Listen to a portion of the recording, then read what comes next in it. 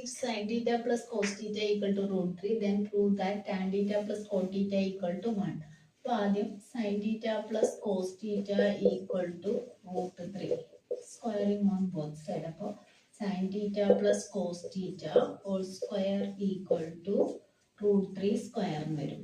അപ്പോൾ ഇത് a plus b whole square. A square plus 2ab plus b square. Sin square theta plus 2 sin theta cos theta plus cos square theta equal to root 3 ന്റെ square 3. ഇതിൽ sin square theta plus cos square theta 1. 1 plus 2 sin theta cos theta equal to 3.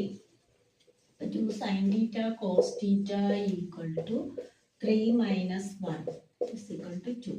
അപ്പോൾ sin theta cos theta എന്ന് പറയുന്നത് 2/2 എന്ന് വരും. 2/2 എന്ന് പറഞ്ഞാൽ 1.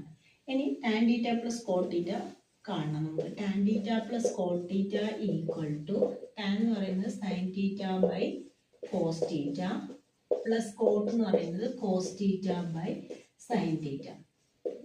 ഇതിനെ ക്രോസ് മൾട്ടിപ്ലൈ ചെയ്യുക.